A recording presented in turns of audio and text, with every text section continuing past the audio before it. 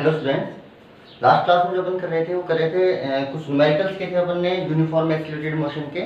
ठीक है, और देखें यूनिफॉर्म एक्सीलरेटेड मोशन में तीन equation v equal to u plus at, s equal to ut plus half of at square. s क्या है? डिस्प्लेसमेंट, डिस्टेंस नहीं है ना। v square equal to u square plus 2as। अगर कभी भी डिस्टेंस पूछी जाती है तो आपको ये देखना पड़ता है कि ऑब्जेक्ट अभी स्ट्रेट चला है या मुड़ के वापस आ गया है। वो कैसे चेक करते हैं आपको बताया गया था ना, v जीरो हो जाता है जहाँ पे टर्न होता है। और एक nth सेकंड में जो डिस्टेंस ट्रेवल होती है वो कितनी होती है? a/2 2n - 1। ये nth सेकंड का डिस्प्लेसमेंट है। क्या चीज है? डिस्प्लेसमेंट। ओके, चलिए जी, अब देखिए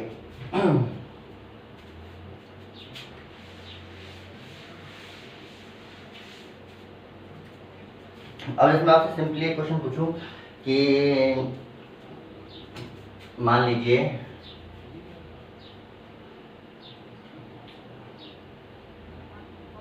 एक ऑब्जेक्ट है जो अपनी मोशन के 4th सेकंड में, ठीक है, अपनी मोशन के 4th सेकंड में मान लीजिए वो चलता है 5 मीटर, ठीक है, और 6th सेकंड में वो चलता है मान लीजिए 10 मीटर। 6 सेकंड में कितना चलता है? 10 मीटर। ठीक है, तो मैंने आपसे पूछा कि बताइए वो अपने मोशन के 10th सेकंड में कितना चलेगा। ठीक है, 4th सेकंड में एक ऑब्जेक्ट है वो कितना चल रहा है? 5 मीटर। 6th सेकंड में है ना 10 मीटर, तो 10th सेकंड में कितना चलेगा? तो सबसे पहले आप देखिए, आपको दिया गया है 4th सेकंड का डिस्प्लेसमेंट, और ये कितना होता है? u plus a/2 2n - 1। 2n की वैल्यू कितनी है भाई? 4 सेकंड है ना, -1 s4 4 सेकंड का डिस्प्लेसमेंट 5 इज इक्वल टू दे रखा है u प्लस a/2। यहाँ पे करोगे तो 8 में से 1 गए तो भाई 7 बच गए, है ना। ऐसे आप ये इक्वेशन लगाओगे भाई 6 सेकंड के लिए, तो 6 सेकंड का डिस्प्लेसमेंट कितना आएगा आपका? 10, और ये u तो u ही रहेगा, a/2, और यहाँ पे आएगा 2 6 - 1, यानी कुल मिला के 10 इज इक्वल टू आएगा u प्लस a/2, और ये आ गया 11। बोला आ गया। ये होगी इक्वेशन नंबर 1 और ये होगी इक्वेशन नंबर 8। आपसे कहा कि 4 सेकंड में इतना चला,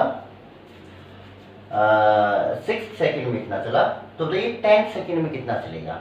ठीक है, अच्छा जी, अब आपके पास दो क्वेश्चन, या आप सिंपल लिखो भाई 10 सेकंड में आपको डिस्प्लेसमेंट निकालना है, तो डिस्प्लेसमेंट कितना होगा? u प्लस a/2 2n, यानी 2 × 10 - 1, यानी आपको ये चीज निकलवाई है। तो ये चीज निकालने के लिए आपको कितनी चीजें चाहिए? दो, एक तो u और एक a। अगर u और a दोनों की वैल्यू मिल जाएगी तो क्या 10 सेकंड का डिस्प्लेसमेंट आ जाएगा? Yes sir. तो दो अननोन है आपके पास, एक तो u और एक a। तो ये दो चीजें आपको दे रखी हैं, ये दो चीजों से दो इक्वेशन बनेंगी, और दोनों इक्वेशन को सोल्व कर लो, u और a आ जाएगा। तो सबसे पहले देखो, जो आपसे निकलवाया है आपने वो लिख लिया। इससे आपको आइडिया आएगा कि आपको करना क्या है। आपको u और a निकालना है, और यानी जितने भी डेटा इसके अलावा दे रखे हैं सब u और a निकालने के लिए दे रखे हैं। और u और a के लिए एक डेटा 4 सेकंड का डिस्प्लेसमेंट है, एक 6 सेकंड का डिस्प्लेसमेंट है, दोनों इक्वेशन लगा दो, 1 और 2 आ गई। बोला सही है। अब 2 - 1 कर दो, देखो मैं बाकी सब कुछ रफ कर रहा हूं, बस इक्वेशन नंबर 2 और 1। 2 में से 1 को सब्ट्रैक्ट कर दो, तो देखो 2 में से 1 गया तो बेटा 10 में से 5 गए तो 5, u में से u गया तो बेटा 0, यहाँ पे 11/2 है, यहाँ पे 7/2 है, तो 4/2 बच जाएंगे। तो ये बन जाएंगे प्लस के 4/2। देखो 10 में से 5 गया, u में से u गया, यहाँ पे 7/2 है, यहाँ पे 11/2 है, सब्ट्रैक्ट करोगे तो 4/2 a बच जाएगा। ये इसको कैंसिल कर लो, ये हो गया 2। तो a की वैल्यू तो मेरे हिसाब से 2.5 मीटर पर सेकंड स्क्वायर आ चुकी है। अब u की वैल्यू आपकी इच्छा है, सॉरी a की वैल्यू चाहे इसमें रख दो चाहे इसमें रख दो, वो आपकी चॉइस है। तो आपने रखा भाई, मान लीजिए आपने इस इक्वेशन में रख दिया नीचे वाली में, तो आपके पास आएगा देखो 10 is equal to u plus 2.5/2 into 11 आया। चलो अब देखो सॉल्व करते हैं इसको। तो ये आ गया आपके पास, इसको कट करोगे तो 5.5, तो u की वैल्यू 10 माइनस 2.2 इंटू 5.5। बस सोल्व आप कर लेना। अगर नेगेटिव आ रहा है जैसे इस क्वेश्चन में आएगा, आप कैलकुलेशन चेक कर लेना कि प्लस माइनस ना छोड़ दियो। बाकी जो भी इसकी कैलकुलेशन आएगी वो आपका आंसर है।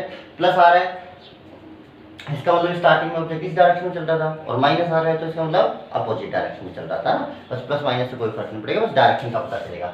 बाकी मेथड ये है, कैलकुलेशन आप चेक कर लेना कहीं तो गलती ना हो, ठीक है। अच्छा जी, और देखिए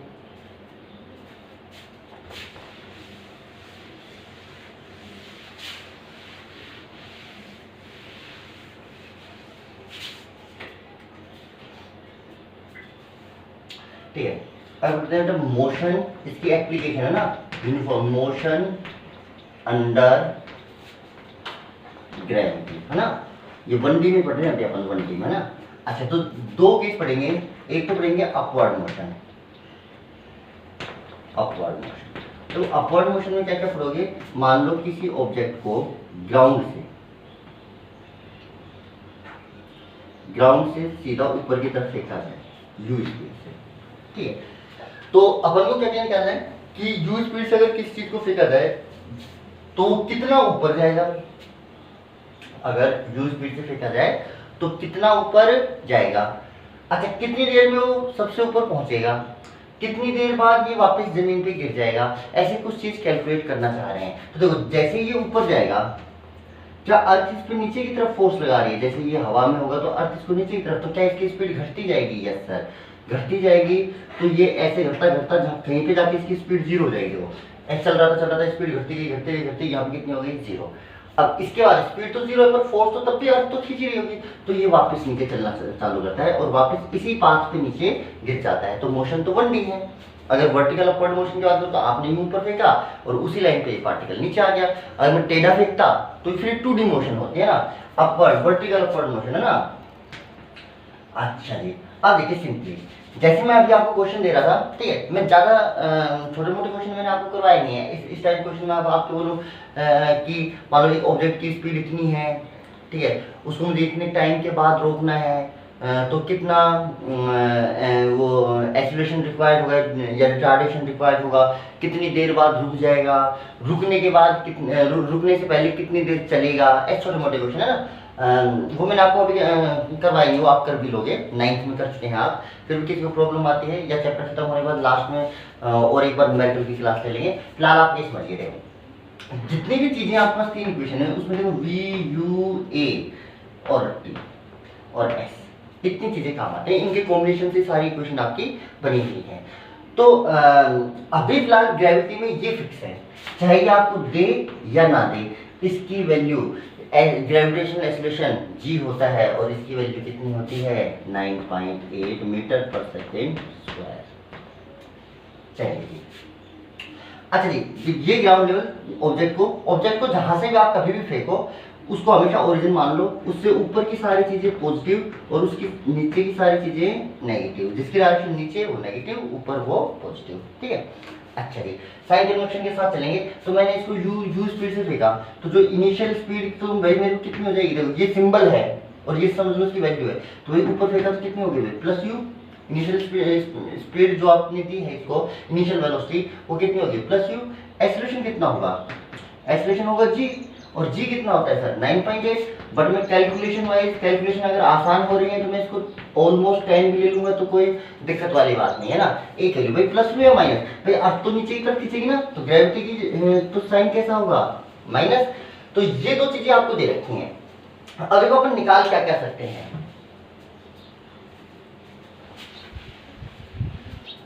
सबसे पहले निकाल रहा हूं कि ऑब्जेक्ट को यहां से फेंका तो मैक्सिमम कितना ऊपर जाएगा। तो यहां से फेंका, मान लो ये मैक्सिमम हाइट है, ये जहां तक ये ऊपर मैक्सिमम जा रहा है ये मैक्सिमम हाइट है। अच्छा जी, आप लोगों को एक चीज तो समझ में आ रही होगी कि जब ये मैक्सिमम हाइट पर होगा उस टाइम तो पक्का इसकी स्पीड जीरो होगी, घटती गई जीरो हो गई, उसके बाद नीचे गिरना चालू हो गया। हाँ जी, तो देखो वन डायमेंशनल मोशन में जब भी डायरेक्ट जब मैक्सिमम हाइट पे होगा उस टाइम अपनी डायरेक्शन चेंज करेगा मोशन की, ऊपर जाता जाता नीचे आना चालू करेगा। और वन डी मोशन में जब भी डायरेक्शन चेंज होगी वहां पे क्या हो जाएगी, वेलोसिटी जीरो। तो भाई सबसे पहले मुझे बता कि जब देखो जब ये मैक्सिमम हाइट पे पहुंचेगा तो यहाँ से यहाँ तक का डिस्प्लेसमेंट एस की वैल्यू कितनी हो जाएगी, प्लस एच हो जाएगी। कितनी हो जाएगी, मान लो ये एच है, तो यहाँ से का डिस्प्लेसमेंट कितना हो गया, एच। यानी जब एस की वैल्यू जब डिस्प्लेसमेंट हो जाता है एच मैक्सिमम के बराबर उस समय क्या वेलोसिटी जीरो हो जाएगी। Yes sir. अच्छा, और u तो पक्का से प्लस u है और आपका a पक्का से माइनस का g है। अच्छा, तब मुझे तो मैक्सिमम हाइट निकालनी है, तो इन चार वेरिएबल में क्या रिलेशन है, क्या ये है v square equal to u square plus 2as, third relation है ना। तो v स्क्वायर कितना रख दूं, जीरो, u स्क्वायर वही प्लस रखना है, प्लस का 2a यानी 2a, a के वैल्यू माइनस g, और ये कितना हो गया भाई, प्लस का h मैक्स। तो भाई यहाँ से h मैक्स की वैल्यू देखी तो कितनी आई, u square by 2g, u square by 2g, u square by 2g, याद है आपके पास मैक्सिमम हाइट की वैल्यू। ठीक है। अच्छा, तो किसी भी ऑब्जेक्ट को फेंक रहे हो तो जो h मैक्स होता है, h मैक्स वो डायरेक्टली प्रोपोर्शनल होता है u स्क्वायर से, किसके, u स्क्वायर के इनिशियल। अगर आप इनिशियल वेलोसिटी को डबल कर दोगे तो मैक्सिमम हाइट 4 टाइम्स हो जाएगी। कितनी हो जाएगी, 4 टाइम्स हो जाएगी। ठीक है। अच्छा, मैक्सिमम अगर मैं चाहता हूँ कि मैक्सिमम हाइट को डबल करना तो स्पीड कितनी इंक्रीज करनी पड़ेगी, तो स्पीड भाई √2 टाइम्स इंक्रीज करनी पड़ेगी। कितनी करनी पड़ेगी, √2 टाइम्स, है ना। अच्छा, चलिए एक छोटे मोटे सवाल। अच्छा, इसमें सोचने वाली बात क्या है, जो ये मैक्सिमम हाइट है it is the independent of the mass of object, is independent of the mass of object. ये ऑब्जेक्ट के मास पे डिपेंड नहीं करती है। जैसे मैं कहूँगा एक किलो का बाट हाथ में ले लो, एक 2 किलो का, है ना, दोनों को सेम स्पीड से ऊपर फेंका तो कौन ज़्यादा ऊपर जाएगा, भाई दोनों सेम हाइट ऊपर जाएंगे, है ना, क्योंकि हाइट तो सिर्फ इनिशियल वेलोसिटी पे डिपेंड करेगी, जी तो दोनों के लिए फिक्स ही है।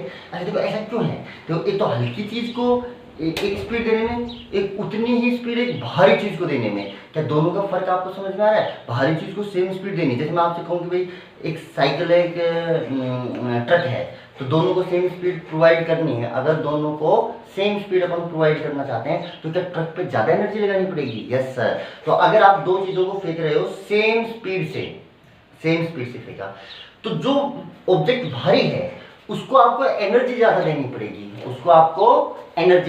पड़ेगी, बाकी अगर आपने एनर्जी देके स्पीड बराबर कर दी है तो हाइट दोनों की बराबर जाएगी। यानी अगर दोनों की हाइट बराबर है तो दोनों की स्पीड बराबर है तो ऊपर जो मैक्सिमम हाइट आएगी वो सेम आएगी। हालांकि जो ऑब्जेक्ट भारी होगा उसको सेम देने के लिए, सेम स्पीड देने के लिए मुझे एनर्जी ज्यादा चाहिए, तो एनर्जी वेस्ट तो किसमें ज्यादा होगी, जो भारी ऑब्जेक्ट होगा। पर स्पीड सेम होने के बाद हाइट क्या आएगी, सेम, पहली चीज। ठीक है जी। अच्छा जी,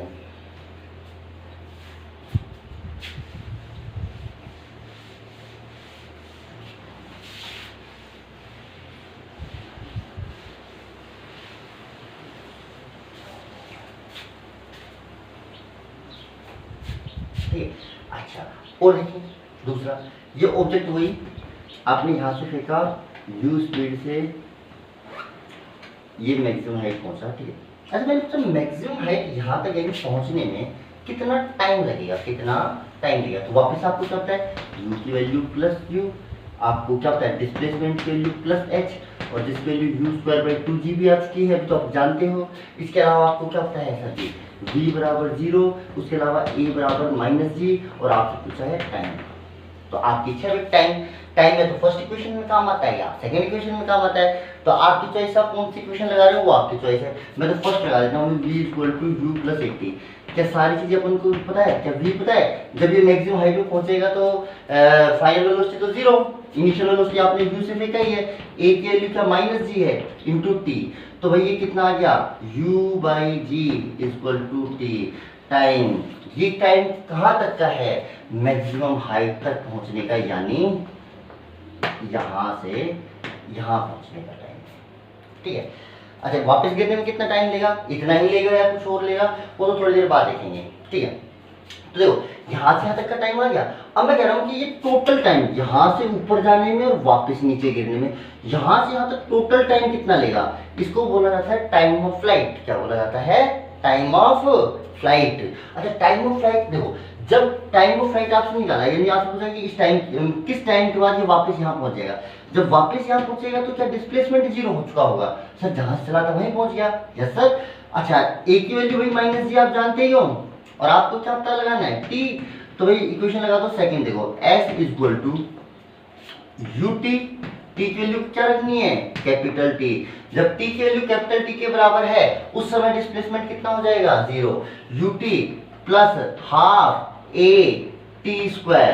भाई माइनस को लिख दिया सर जी, सर ए की वैल्यू रख दी है जी। अब देखो टी मेरे हिसाब से तो कॉमन आके कैंसिल हो गया, तो भाई मेरे पास जो टाइम आया इसको सोल्व कर लेना भाई, ये 2u/g आएगा टाइम ऑफ फ्लाइट। अच्छा यानी यहां से यहां तक का टोटल टाइम ये है 2u/g, इसमें से यहां से यहां तक का टाइम ये है u/g। तो भाई ये बचा हुआ ये क्या है? ये भी कितना बचा? u/g। यानी जितना टाइम ऑब्जेक्ट ऊपर जाने में लेता है एग्जैक्ट उतना ही टाइम नीचे आने में लेता है। पहली बात समझ में आई? अच्छा दूसरी देखो, जाते टाइम और आते टाइम। देखो जाते टाइम क्या है? फाइनल वेलोसिटी जीरो, और आते टाइम क्या है? Initial velocity zero. जाते टाइम रिटार्डेशन जी है, आते टाइम एक्सीलरेशन जी है। डिस्प्लेसमेंट जाते और आते टाइम दोनों टाइम इक्वल है, तो क्या फाइनल स्पीड दोनों के बराबर आने वाली है? Yes sir. देखो जिस स्पीड से इसको फेंका था क्या ये उसी स्पीड से नीचे गिरने वाला है? Yes sir. देखो तो इन दोनों पॉइंट्स की बात करूं, आप ऊपर नीचे छोड़ दो, यहाँ पे जो स्पीड थी और यहाँ पे, तो दोनों मोशन की इस पॉइंट की स्पीड तो कॉमन ही है, सेम स्पीड है। अच्छा यहाँ से यहाँ तक गया तो रिटार्डेशन जी हुआ, तो ये घटती घटती जीरो, और यहाँ पे एक्सीलरेशन जीरो है। क्या जितनी देर इसमें रिटार्डेशन जी रहा क्या उतनी देर इसमें एक्सीलरेशन जी रहा है? Yes sir. तो नीचे आते टाइम ये सेम स्पीड एक्वायर कर लेगा जिस स्पीड से इसको फेंका गया था। बाकी मैं आपको आगे जाके प्रूव भी करा दूंगा, जिस स्पीड से इसको फेंका गया था आते टाइम उतनी स्पीड एक्वायर कर लेता है। अच्छा जी, इसको बोला गया टाइम ऑफ फ्लाइट। तो जब किसी ऑब्जेक्ट को ऊपर की तरफ फेंका जाता है तो देखो वर्टिकल अपवर्ड मोशन के लिए सिंपल सी चीजें आप याद रखेंगे।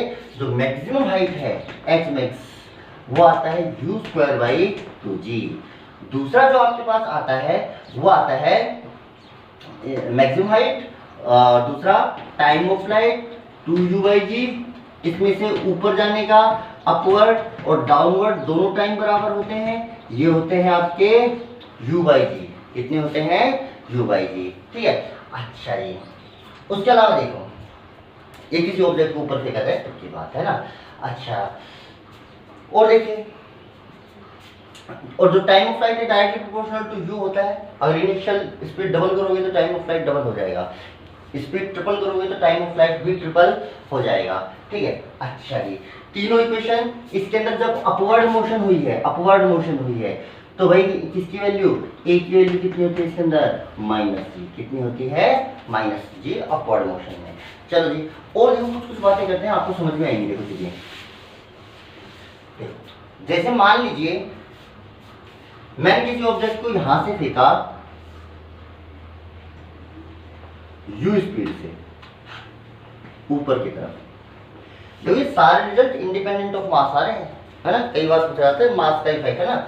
तो ये सारे रिजल्ट जितने भी आ रहे हैं मास से इंडिपेंडेंट है। मास टाइम ऑफ फ्लाइट पे मास का कोई फर्क नहीं पड़ेगा, मैक्सिमम हाइट पे मास का कोई फर्क पड़ने वाला नहीं है। ऐसे अब डाउनवर्ड मोशन करेंगे तो कहेंगे एक हल्की चीज़ और एक भारी चीज़, दोनों को एक हाइट से छोड़ा कौन पहले पहुंचेगी? तो भाई मास के इनमें कोई चीज़ पे फर्क नहीं पड़ने वाले है। देखो यू। अच्छा ये इक्वेशन जो अपन ने ड्राइव किए तो एक अजम्पशन हो रहा है भाई, अजम्पशन अपन ये मान के चले हैं कि एयर फ्रिक्शन नेग्लिजिबल है भाई। एयर फ्रिक्शन क्या है? नेग्लिजिबल। यानी एयर की वजह से कोई अपोजिशन नहीं हो रहा है या एयर रेजिस्टेंस नेग्लिजिबल है ना। तब ये ताकि ऐसा जब जैसे मोशन अंडर ग्रेविटी बढ़ रहे हैं ना, तो ए की वैल्यू सीधी अपन ने -g मान ली ना, ग्रेविटेशनल एक्सीलरेशन। जबकि यहाँ तो एटमॉस्फेयर है, एटमॉस्फेयर में चलेगा तो एयर रेजिस्टेंस और ऐड होगा, तो एक्सीलरेशन चेंज हो जाएगा, वेरिएबल एक्सीलरेशन होता है रियलिटी में। तो पर फिर भी अपन ये सारी इक्वेशन जो सारे रिजल्ट्स आए हैं तब आए हैं जब अपन एयर रेजिस्टेंस को नेग्लिजिबल मान के चले हैं। दूसरा जंक्शन अपन क्या मान के चले हैं कि जी कांस्टेंट रहता है। जबकि जी हाइट के साथ वेरी करता है, ये आगे जाके चैप्टर में पढ़ेंगे ना। तो जो ये मोशन अंडर ग्रेविटी पढ़ रहे हो, इसके अंदर देखो क्या क्या चीजें आपके अजम्पशन की जो बात करें, जो रिजल्ट्स आए हैं ये किस किस चीज पे डिपेंड करेंगे। अजम्पशन, पहला अजम्पशन ये कि एयर रेजिस्टेंस नेग्लिजिबल है। दूसरा ये कि जी की वैल्यू जितनी हाइट की अपन बात कर रहे हैं, इसमें जहां तक ये जनरली ऑब्जेक्ट जाता है उतनी हाइट तक जी को अपन जनरली कांस्टेंट लेके चल रहे हैं। क्या लेके चल रहे हैं? कांस्टेंट। ये दो अजम्पशन माने गए हैं। चलिए जी छोड़िए, ऑब्जेक्ट को यू से लिखा भाई, maximum height u square by time of flight 2u by g, upward और डाउनवर्ड टाइम बराबर u बाई जी। ठीक है जी। अच्छा ये रिजल्ट तो शायद मैंने अभी लिख दिए थे ना, छोड़िए। और इनके साथ में अजम्पशन, मेन दो अजम्पशन है, एयर रेजिस्टेंस और एयर रेजिस्टेंस को क्या मानना है आपको? नेगेटिव, और जीयू क्या मानना है? कांस्टेंट। चलिए अब मान लीजिए मैंने किसी ऑब्जेक्ट को फेंका और वो यूं जाके गिरा, तो रास्ते में ठीक यहाँ पे भी पहुंचा होगा ना, ये तो मैक्सिमम हाइट है मान लो h, तो क्या ये इस पॉइंट को क्रॉस करके गया? तो ये मैं बना लूँ रहा हूँ कि यूं गया और यूं आ गया, ये वर्णन होते ही एक लाइन पे देखो, यूं जाता है इसी लाइन पे गिर जाता है। मैं चौक को यूं फेंकूंगा हाथ में से, तो ये इसी हाथ में, तो यहीं का वो टेढ़ा फेंकोगे तब जाके उधर गिरेगा, एग्जैक्ट वर्टिकल डालोगे तो हाथ में ही आके गिरेगा ना। तो देखो ऐसे जाके ऐसे, यानी ये दोनों पॉइंट सेम है ना। देखो यानी जैसे मान लीजिए यहाँ पे कोई विंडो है, ये पूरा मकान है, नीचे से मैं एक बॉल को फेंका, ये कोई बीच में विंडो है, तो बॉल इधर तक ऊपर गई, तो क्या ये इस विंडो को दो बार क्लोज करेगी? एक बार जाते टाइम और एक बार आते टाइम। बोल हो गया। अच्छा तो जो ये h हाइट है, इस पे मान लीजिए ये u स्पीड से फेंका, ये इतनी हाइट जाके वापस गिरा। मान लीजिए कोई पॉइंट है जो h हाइट पे है और h की वैल्यू मान लीजिए लेस देन मैक्सिमम हाइट है, तब क्या ऑब्जेक्ट इसको दो बार पास करेगा? Yes sir. मान लो यहां से यहां तक पहुंचने में इसका टाइम है t1, और फिर यहां से यहां तक पहुंचने में इसको टाइम हम मान लीजिए t2। कितना टाइम है? तो देखो ये h हाइट पर कितने कितने कितने टाइम के बाद होगा? एक तो t1 टाइम के बाद और उसके बाद t2 टाइम के बाद। दो टाइम ऐसे आएंगे जब ये सेम हाइट पे होगा ना। ज्यादा सोचने वाली बात नहीं है, बाकी सिंपल चीजें मैं आपको कंसेप्ट सिखाना चाह रहा हूँ और कोई खास बात नहीं है। ठीक है। अच्छा जी अब देखिए, अब देखिए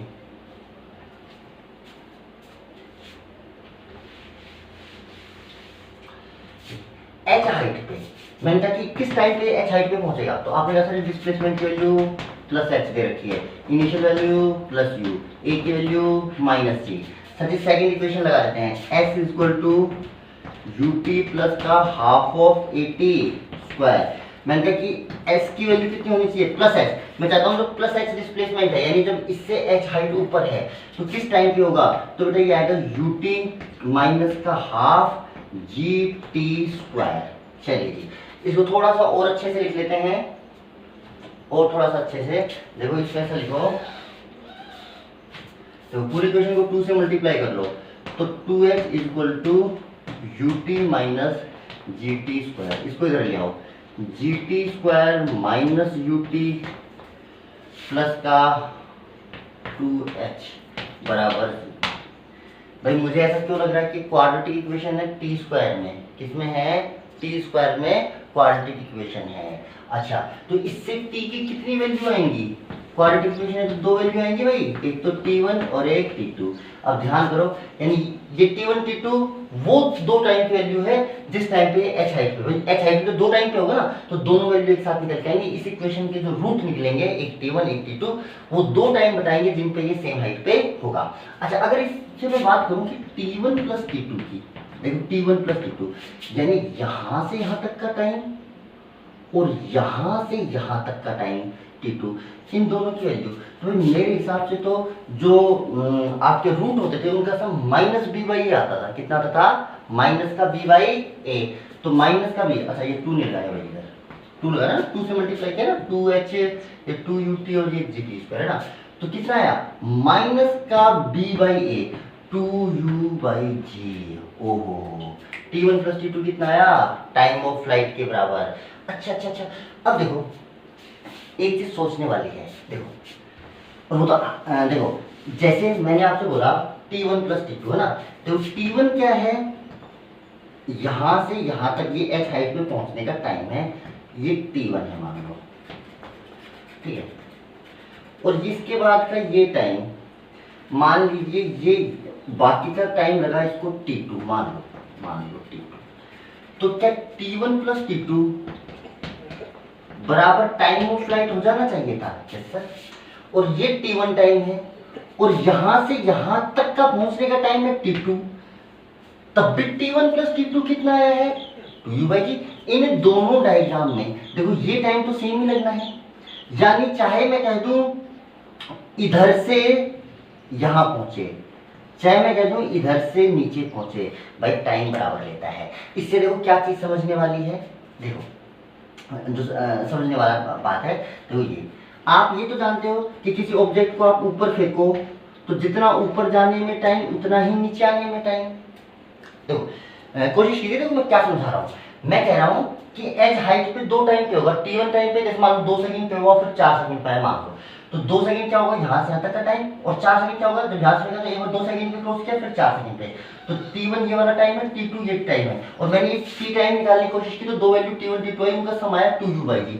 पर मुझे पता था कि ये कौन से टाइम का समय है, एक तो ये, और इसमें से एक टाइम कौन सा है, ये वाला, ठीक है। अच्छा अगर मैं आपसे बोलूं कि इस टाइम और इस टाइम का सम टाइम ऑफ फ्लाइट के बराबर है, तो देखो ये वाला टाइम तो ठीक है, यानी ये वाला टाइम और जो ये वाला टाइम, क्या ये दोनों टाइम बराबर ही हैं? इस टाइम में अगर मैं ये वाला टाइम जोड़ दूं तो क्या आ जाएगा, टाइम ऑफ फ्लाइट आ जाएगा। देखो यहाँ से यहाँ तक ऊपर जाने में, यहाँ से यहाँ तक नीचे आने में, अगर इस टाइम में मैं ये वाला टाइम जोड़ दूं तो टाइम ऑफ फ्लाइट बन जाएगा। Yes sir. और इस टाइम में मैं ये वाला टाइम जोड़ रहा हूँ तब भी टाइम ऑफ फ्लाइट ही बन रहा है। इसका मतलब देखो इन दोनों में ये तो कॉमन है, इसका मतलब ये वाला टाइम और ये वाला टाइम, ये दोनों टाइम बराबर आएंगे। चाहे मैं यहाँ से ये मोशन ले लूँ यहाँ तक, यहाँ से ये, चाहे मैं यहाँ से ये सेम मोशन यहाँ से ले लो, भाई क्या आ रहा है, भाई सेम आ रहा है। अच्छा दूसरी बात देखो, मैं कह रहा हूँ किस चीज को ऊपर जाने, जैसे मान लो जिस टाइम ये ऑब्जेक्ट यहाँ पे था, जिस टाइम ये ऑब्जेक्ट इस हाइट पे था, देखो जितना टाइम इसको यहाँ से ऊपर जाने में लगेगा, क्या उतना ही टाइम इसको यहाँ से यहाँ तक आने में लगेगा? Yes sir. ये दोनों टाइम तो बराबर है, ये दोनों टाइम तो बराबर है। जितना टाइम यहाँ से ये ऊपर जाने में, उतना ही टाइम यहाँ से नीचे जाने में लगेगा। अच्छा अब दूसरी बात देखो, अब मैं कह रहा था कि मोशन यहां से यहां तक का टाइम, ये टाइम, और यहां से यहां तक का टाइम बराबर आ रहे। इनमें से मुझे ये तो पता था कि इससे ऊपर ऊपर का टाइम तो बराबर होगा, तो क्या नीचे का टाइम भी बराबर होना चाहिए? हाँ, यानी इस हाइट, इसको h हाइट तक पहुंचने में अगर t टाइम लग रहा है तो उसी हाइट से नीचे पहुंचने में भी t टाइम ही लगेगा, है ना। वापिस से देखिए शायद आपको चीज समझ में आएगी। चलो मैं डेरिवेशन को अभी मिटाता नहीं हूँ, है ना।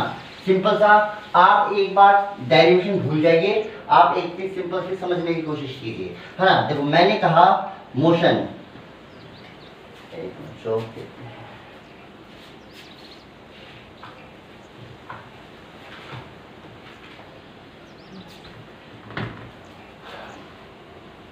देखिए मान लीजिए किसी ऑब्जेक्ट को मैंने यहां से फेंका, तो यहां से क्या वो यूं जाके यूं वापस आ जाएगा? फाइनल। तो ये किसी एच हाइट, ये जान रहे हो आप, एक ही लाइन है, ये बना ऐसे रहा हूं, ये एच हाइट पर कितनी बार होगा सर? 2 बार होगा। मान लो यहां से यहां तक टाइम लगा t1, मान लीजिए एक बार आप t1 टाइम लगा, और इसके आगे जहां तक t1 टाइम लगा, और यहां से यहां तक मान लीजिए टाइम लगा t2। बोलो सही है? चलो t2 डैश मान लो, ठीक है। तो क्या मैं ये कह सकता हूं, देखो अगर मैं t1 में, t1 है यहां से यहां तक पहुंचने का टाइम, और t2 है यहां से यहां तक पहुंचने का टाइम, क्या t1 plus t2 dash is equal to time of flight हो जाएगा? यहाँ पे t2 डैश क्या है? देखो t2 डैश है इस हाइट से यहां तक पहुंचने का टाइम, ये है t2 डैश, ठीक है। अच्छा अभी मैंने क्या किया, इस हाइट पे ये ऑब्जेक्ट 2 बार पहुंचेगा, देखो 2 टाइम पे, एक तो जाते टाइम और एक बार फिर यहां से घूम के आते टाइम, 2 बार पहुंचेगा। तो मैंने ये इक्वेशन लिखी, h हाइट पे पहुंचने का टाइम माना t, तो t की दो वैल्यू आई t1 और t2। तो क्वाड्रेटिक इक्वेशन है तो t की दो वैल्यू आएंगी, यानी h हाइट पे ये दो टाइम पे होगा, एक तो t1 पे और एक t2 पे। और देखो क्वाड्रेटिक इक्वेशन है, मैंने लिखा सम ऑफ रूट्स कितना आता है माइनस का b बाई a, भाई लिख के इतना टाइम आया है ना। अच्छा इसमें कौन कौन से टाइम इंक्लूड है, इसमें टाइम इंक्लूड है बेटा, एक तो t1 टाइम तो इंक्लूड है ही, यहाँ तो ऑब्जेक्ट लिया है तो t1 टाइम तो इंक्लूड है ही, उसके अलावा t2 कितना टाइम, जब यहाँ से जब ये यहाँ पहुंचेगा तो ये टोटल टाइम है, ये है t2, बोलो सही है, ये टाइम है t2। तो h हाइट पे t1 टाइम के बाद आएगा, और फिर अगर यहाँ से करो, यहाँ से 2 सेकंड के बाद और यहाँ से 4 सेकंड के बाद, जैसे 2 सेकंड के बाद यहाँ 2 सेकंड मान लो इसको यहाँ पे लगे तो 4 सेकंड हो गए ना। तो मैं कहूँगा एक तो 2 सेकंड पे इस हाइट पे होगा और एक 4 सेकंड पे, तो 4 सेकंड कहाँ से हुआ, यहाँ से ही तो हुआ, ये 4 सेकंड। अच्छा अब देखो, अब अगर मैं बात देखूं कि t1 प्लस t2 यानी यहां से यहां तक पहुंचने का टाइम और यहां से यहां तक पहुंचने का टाइम, ये भी किसके बराबर आ रहा है, ये टाइम ऑफ फ्लाइट, ये फॉर्मूला वाइज आ रहा है। और ये मैं कंसेप्चुअली बोल सकता हूं कि यहां से तक t1 है, आगे t2 डैश लगा तो टोटल टाइम मिला के टाइम ऑफ फ्लाइट के बराबर होगा। और इन दोनों इक्वेशन को सोल्व करूं तो मेरे पास आएगा t2 बराबर t2 डैश, t2 बराबर t2 डैश। अब इसमें देखो सोचने वाली बात ये है, यानी इस हाइट पे चाहे मैं यहां से यहां तक का टाइम लूं चाहे यहां से यहां तक का टाइम, तो पहला टाइम कहां से है, यहां से यहां तक का, और दूसरा टाइम कहां है, यहां से यहां तक का, भाई सेम ही आ रहा है। अच्छा इसमें देखो और चीज समझो आप कि एक चीज तो ये मेरे को समझ में आई कि t2 और t2 डैश बराबर आते हैं। अच्छा किसी ऑब्जेक्ट को इस हाइट से फेंका तो वापस यहां आने में तो जितना टाइम ऊपर जाने में लेता है उतना ही टाइम क्या नीचे आने में भी लेता है। Yes sir. अब इस ऑब्जेक्ट को थोड़ी पता है कि कहां से फेंका है इस ऑब्जेक्ट को, मान लो इस ऑब्जेक्ट को मैंने यहां से फेंका होता तो क्या जितना टाइम ये यहां लेता क्या उतना ही टाइम ये यहां पे लेता। Yes sir. अच्छा अब इससे कंपेयर कर रहा हूं, देखो t2 और t2 डैश बराबर है, इसमें भी वही जितना टाइम यहाँ पे चढ़ने मिलेगा उतना ही टाइम यहाँ पे उतरने मिलेगा, बोलो सही है। अच्छा जी अब देखिए इसका मतलब देखो ये दोनों टाइम तो बराबर है, जितना टाइम इधर चढ़ने में उतना टाइम उतरने में, जितना टाइम चढ़ने में उतना टाइम उतरने में, यानी कि ये वाला टाइम और ये वाला टाइम ये भी बराबर, क्योंकि देखो इस टाइम और इस टाइम का सम, इस टाइम और इस टाइम का सम क्या t2 डैश है, और इसमें इस टाइम और इस टाइम का सम कितना है t2 और t2 डैश बराबर है। तो ये टाइम दोनों अगर सेम है इस कर्व पार्ट का और इस कर्व पार्ट का, तो क्या ये टाइम और ये टाइम भी सेम होगा। Yes sir. इससे मुझे क्या पता चला कि अगर किसी ऑब्जेक्ट को नीचे से फेंका गया u स्पीड से तो h हाइट पे पहुंचने में अगर उसको t टाइम लग रहा है तो सेम उसको उसी हाइट से नीचे आने में h हाइट, तो वो वापस उसी हाइट पे आएगा तो उससे नीचे आने में भी उतना ही टाइम लगेगा। मान लो ये 2 सेकंड के बाद यहाँ पे पहुंचा h हाइट पे 2 सेकंड पे, तो जब ये दोबारा h हाइट पे आएगा ना तो इसको नीचे गिरने में भी 2 सेकंड लगेंगे, यानी सेम हाइट तक चढ़ने में जितना टाइम लगता है उस हाइट से नीचे आने में भी उतना ही टाइम लगता है। हाँ जी कंसेप्ट को करिए आप तो, है ना, इस पर बड़े अच्छे से क्वेश्चन करवाएंगे। तो सुनिए वापस से, मैंने क्या बोला कि जैसे यहां से यहां तक जाने में t1 टाइम लगा तो यहां से यहां तक आने में भी t1 टाइम लगेगा, यहां से मान लो यहां तक जाने में t2 टाइम लगा तो यहां से यहां तक आने में भी t2 टाइम लगेगा। अगर यहां से यहां तक जाने में t टाइम लगा है तो यहां से यहां आने में भी t टाइम लगेगा। बात समझ में आई क्या। देखो ये प्रूफ भी किया था, टोटल अप जाने में और टोटल डाउन आने में, है ना। मेन तो ये ऐसा नहीं कि ये कोई डेरिवेशन आने वाला है, ये कंसेप्ट सिखाता है। वो मैंने आपको कंसेप्ट बता दिया कि आप जमीन से फेंको तो जिस हाइट पे जाने में जितना टाइम लेता है उसी हाइट से वापस आने में भी उतना ही टाइम लेता है। ठीक है, अब इसको कंसेप्ट को कैसे यूज करेंगे ये मैं आपको बाद में सिखाने वाला हूँ। ठीक है। अच्छा जी और चीज देखिए, और चीज देखें, जैसे मैंने कहा कि जैसे मैंने किसी ऑब्जेक्ट को यहाँ से यहाँ तक फेंका तो मुझे पता है कि यहाँ से यहाँ का टाइम और यहाँ से यहाँ का टाइम, जाते टाइम और ये आते टाइम, क्या टाइम बराबर होगा। अगर मैं कहूँ कि इन दोनों लाइन के अगर ये क्या ये टाइम t1 है तो क्या ये नीचे गिरने का, ये ऊपर जाने का और ये नीचे गिरने का टाइम क्या ये भी t1 होगा। अच्छा अगर ये दोनों टाइम सेम है तो क्या ये दोनों टाइम भी सेम होंगे, यहाँ से यहाँ जाने का, यहाँ से, क्योंकि टोटल टाइम बराबर, ये टोटल टाइम तो नीचे के बराबर है, तो क्या ऊपर के भी बराबर होंगे? Yes sir. ठीक है, मैं इसको एक बहुत आसान कंसेप्ट से आगे आपको जाके सिखा दूंगा, है ना। फिलहाल आप ऐसा समझिए ना, यानी देखो आप इसको ऐसा समझिए, देखो मैंने किसी ऑब्जेक्ट को यहां से फेंका, मान लीजिए जो यूं आके गिरा, है ना। अब आप देखिए जब ये ऑब्जेक्ट मान लो यहाँ पे है, मान लो यहाँ पे है, अच्छा आप एक चीज तो बोल सकते हो कि मान लो यहाँ से यहाँ का टाइम t है, तो यहाँ से यहाँ का टाइम भी t ही होगा, ये तो अपन प्रूव कर चुके हैं भाई, है ना। या आते टाइम का टाइम भी t ही होगा जो जाते टाइम का टाइम है, बोलो सही है। अच्छा जी, अब देखो एक चीज, जब ये ऑब्जेक्ट यहाँ पे है, मान लो आपने u स्पीड से फेंका, धीरे धीरे स्पीड कम हो रही है, यहाँ पे u डैश हो गई, कितनी हो गई, घटती घटती u डैश हो गई। अच्छा अब मैं अगर इस पॉइंट को ग्राउंड लेवल मान लूँ, इसको, इस ऑब्जेक्ट को थोड़ी पता है कि तुम्हें यहाँ से फेंका गया है या यहाँ से फेंका गया है, ऑब्जेक्ट के लेके तो एक मोशन हो रही है। तो मान लो यहाँ पे ग्राउंड था, तो अगर मैं इसको u डैश स्पीड से फेंकता तो ये मैक्सिमम हाइट तक जाने में और मैक्सिमम हाइट से वापस आने में क्या बराबर टाइम लेता? मान लो ये ग्राउंड होता और मैं u डैश से फेंकता, यानी जितना टाइम यहाँ से यहाँ तक का लगेगा, मान लो t1, तो यहाँ से यहाँ का टाइम पक्का t1। जैसे मैंने इस पूरी बड़ी मोशन के लिए बोला था, देखो यहाँ से आका t, तो यहाँ से आका भी t। ऐसे अब जब ये u डैश यहाँ से चल रहा है तो समझ लो ग्राउंड ही है, तो यहाँ से यहाँ का टाइम अगर t1 है तो यहाँ से यहाँ का टाइम कितना होगा बेटा? t1 होगा, बोलो होगा कि नहीं? अच्छा तो यानी, अच्छा मैं जानता हूँ कि देखो ये टोटल टाइम और ये टोटल टाइम बराबर है, इसमें से देखो ये अपवर्ड और डाउनवर्ड दो मोशन मानो इसको। अपवर्ड मोशन में देखो, अपवर्ड मोशन में जाते टाइम का ये टाइम और आते टाइम का ये टाइम बराबर है, और ये टोटल टाइम भी बराबर है, तो क्या नीचे का ये टाइम, मान लो ये t2 है, तो क्या ये भी t2 ही बचेगा?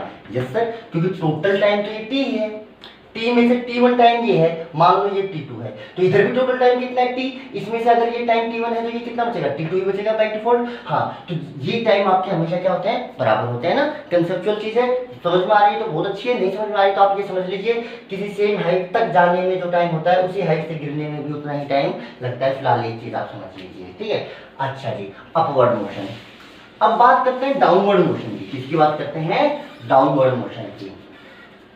डाउनवर्ड मोशन अंडर ग्रेविटी है ना, मोशन अंडर ग्रेविटी का सेकंड पार्ट है डाउनवर्ड मोशन। मान लीजिए किसी ऑब्जेक्ट को h हाइट से छोड़ा जाए, किस हाइट से छोड़ा जाए बेटा? h हाइट से, यहां से छोड़ा जाए,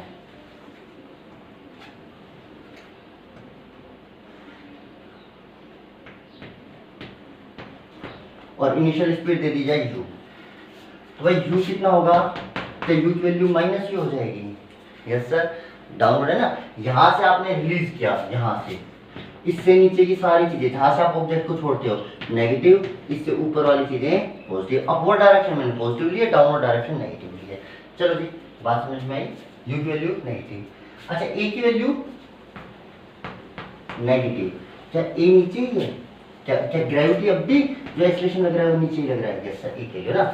ये मिसकंसेप्शन होता है बच्चों का ना कि सर ऑब्जेक्ट के ऊपर फेंकेंगे तो जी, अगर ऑब्जेक्ट के ऊपर फेंका मैंने तो जी की वैल्यू नेगेटिव, नीचे गिर रहा है तो जी पॉजिटिव, है ना, ऐसा बोल देते हैं, है ना। गलत हो, जी चाहे ऊपर जा रहा है चाहे नीचे आ रहा है ऑब्जेक्ट, जी हमेशा ही नेगेटिव रहता है। देखो जी क्या है? Gravitational acceleration. एक्सेलरेशन क्या है? Vector quantity. जब आपने किसी ऑब्जेक्ट को ऊपर फेंका था तो जी किधर लग रहा था? नीचे लग रहा था, और जब ये ऑब्जेक्ट नीचे गिर रहा है तब भी जी किधर लग रहा है? नीचे लग रहा है। तो ऊपर जाते टाइम और नीचे आते टाइम क्या जो एक्सेलरेशन वेक्टर है क्या उसका मैग्नीट्यूड चेंज हुआ? नहीं। क्या उसकी डायरेक्शन चेंज हुई? नहीं। जी तो पहले भी नीचे लग रहा था, अब भी नीचे लग रहा है, तो जब जी की डायरेक्शन ही चेंज नहीं हुई तो जी का साइन भी चेंज नहीं होगा। हालांकि वो ऐसा क्यों बोल देते हैं वो अभी मैं थोड़ी देर बाद आपको बताऊंगा। देखो, मैंने किसी ऑब्जेक्ट को अपन ऊपर फेंकते हैं तो जनरली अपने याद कर लेते हैं, ऊपर फेंकते हैं तो जी नेगेटिव ले लो, और ऑब्जेक्ट अगर ऊपर जा रहा है तो जी नेगेटिव, और नीचे गिर रहा है तो जी क्या ले लो? पॉजिटिव। ऐसे बोल देते हैं ना। वो फॉर्मूला को याद रखने का एक छोटा सा हुआ है कि फॉर्मूला इजीली आप याद कर पाते हो। बाकी अगर मैं आपसे पूछूं कि अपवर्ड और डाउनवर्ड मोशन दोनों के दौरान ग्रेविटी कैसी होती है, तो दोनों टाइम भी नेगेटिव, ऊपर जाते टाइम भी नेगेटिव ली जाती है और नीचे आते टाइम भी नेगेटिव ली जाती है ना। जैसे आप ऑप्शन पूछो कि the sine of g will be positive in upward motion, negative in downward motion, negative in upward, positive in downward, both time positive, both time negative, तो आंसर आएगा both time negative। बात समझ आई? आने को तो both time positive भी आ सकता है, पर जब अपन ऊपर वाले को पॉजिटिव माने नीचे वाले को नेगेटिव माने तो both time नेगेटिव आएगा ना। अच्छा जी, अब देखो ए की वैल्यू जी माइनस जी है। अच्छा ऊपर से नीचे जब ये एच हाइट गिरेगा तो क्या डिस्प्लेसमेंट माइनस एच हो जाएगा, कितना हो जाएगा माइनस एच। अब देखो जब ये ऊपर से नीचे गिरता है कोई ऑब्जेक्ट तो मुझे कितनी चीजें निकालनी पड़ती हैं, मुझे निकालना पड़ता है नीचे पहुंचने में कितना टाइम लेगा, दूसरा मुझे ये निकालना पड़ता है कि नीचे पहुंचेगा जब किस स्पीड से पहुंचेगा। तो जनरली तो आपके पास भाई तीन इक्वेशन है, तीनों इक्वेशन लिख देता हूं। देखो नीचे पहुंचेगा जब speed v equal to minus u equal to minus u और माइनस का जी टी, नीचे पहुंचेगा जब स्पीड। चलो टाइम नहीं दे रखा तो थर्ड इक्वेशन लगा लो। देखो v square equal to u का स्क्वायर, तो ये u स्क्वायर हो जाएगा माइनस प्लस 2as, a की वैल्यू माइनस जी और इसकी वैल्यू माइनस एच, बोलो सही है, लगा दो root. This is the velocity जब ऑब्जेक्ट नीचे गिरेगा, u स्क्वायर प्लस का 2gh हो गया, प्लस का 2gh हो गया, ठीक है। अगर यही इक्वेशन अपवर्ड मोशन में लगाते तो अपवर्ड में कैसे लगाते, एच हाइट की वेलोसिटी कितनी थी, v square equal to u square. जब अपवर्ड मोशन होती, देखो ये वाली ये u स्पीड से फेंकता तो u कैसा होता भाई पॉजिटिव, प्लस का 2 g को कैसे रखता भाई नेगेटिव, और मैं कहता h हाइट जाएगा तब स्पीड कितनी होगी, तो h की वैल्यू क्या रखी जाती है बेटा पॉजिटिव, क्योंकि ऊपर जा रहा होता। तो ये इक्वेशन कितनी आती है, u स्क्वायर माइनस का 2gh माइनस का 2gh। तो देखो अपवर्ड मोशन में ये नेगेटिव आ रहा है, वहां पे डाउनवर्ड मोशन में ये क्या आ रहा है पॉजिटिव। तो फॉर्मूला वाइज जो चेंज आता है, फॉर्मूला वाइज अपवर्ड और डाउनवर्ड मोशन में जो चेंज आता है, अपवर्ड मोशन में जहां जहां g माइनस आता है वहां डाउनवर्ड मोशन में g प्लस आता है। तो ये कहने का मतलब है कि फॉर्मूला वाइज दोनों लगभग सिमिलर चीजें हैं, पर अपवर्ड मोशन में जहां जहां g के सामने नेगेटिव साइन आता है वहीं पे अगर g का साइन पॉजिटिव कर दिया जाए तो डाउनवर्ड मोशन के फॉर्मूले बन जाते हैं ना। वो याद रखने के लिए कि ऐसे फॉर्मूले याद रखे जा सकते हैं ना, ऐसा नहीं कि ऊपर जा रहा है तो g नेगेटिव है, नीचे आया तो g पॉजिटिव है ना। फॉर्मूला तो मैं आपसे बोलूं कि बेटा ये होता है, देखो v square equal to u square plus 2as। मैं कहता बेटा ऊपर जा रहा है तो g माइनस रख दो और ऑब्जेक्ट नीचे गिर रहा है तो g प्लस रख दो, तो g फॉर्मूले बन गए। तो ऊपर जा रहा है तो g माइनस रख दोगे तो क्या ये फॉर्मूला बन रहा है, और नीचे जा रहा है तो g प्लस रख दो तो क्या ये फॉर्मूला बन रहा है ना। और रखने से फॉर्मूले आ जाते हैं, इसलिए ऐसा बोलते हैं कि जब ऊपर जा रहा है तो आप फॉर्मूला एक याद रख लो, v square equal to u square plus 2as, बोलो फॉर्मूला तो ये याद रख लो। अब इसमें अगर ऊपर जा रहा है तो g कैसे रख लो नेगेटिव, और नीचे आ रहा है तो g कैसे रख लो पॉजिटिव। ये फॉर्मूला दोनों के लिए आप याद रख सकते हो, अपवर्ड और डाउनवर्ड मोशन के लिए, है ना। बाकी जाते वाले टाइम g होता कैसा है, नेगेटिव होता है, पर ऐसा याद रखना इसको पॉजिटिव रखने पे और इसको नेगेटिव रखने पे सारे फॉर्मूले आ जाते हैं, इसलिए अपन ऐसा बोल देते हैं कि ऐसे रख लिया करो, है ना। चलिए जी और बातें समझिए थोड़ी थोड़ी। तो भैया मैंने बोला कि नीचे आएगा तो इस स्पीड से आएगा, मैंने बोला भाई नीचे आने में कितना टाइम लेगा, नीचे आने में कितना टाइम लेगा, तो आप निकाल सकते, देखो s बराबर होता है ut plus half of 80 square. तो सर जी जब ये नीचे पहुंचेगा तो डिस्प्लेसमेंट तो मेरे हिसाब से माइनस है, स्पीड बेटा माइनस का u, और टाइम मान लो नीचे आने में t लिया, माइनस का हाफ g t स्क्वायर।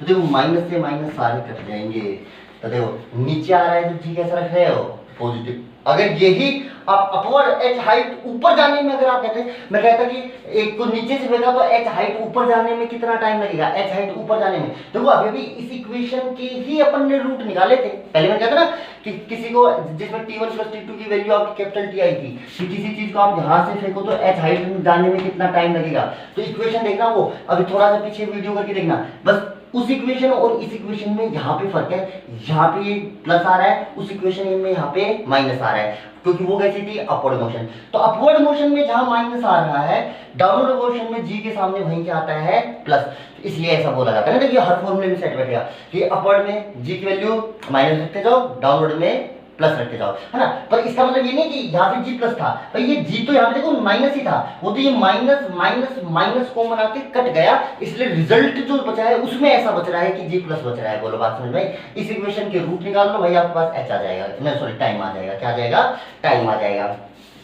तो अगर किसी चीज को h हाइट से छोड़ो तो वो इस स्पीड से नीचे आके गिरेगी, इस स्पीड से v है बेटा ये, इस स्पीड से नीचे आके गिरेगी, और इस इक्वेशन का जो भी रूट आएगा उस जो मतलब इस इक्वेशन से जो भी टी की वैल्यू आएगी इतना टाइम लेगी ये नीचे आने में, ठीक है। अच्छा जी, तो फिलहाल तो मैं आपसे सिर्फ इतना बोलना चाह रहा हूं कि देखो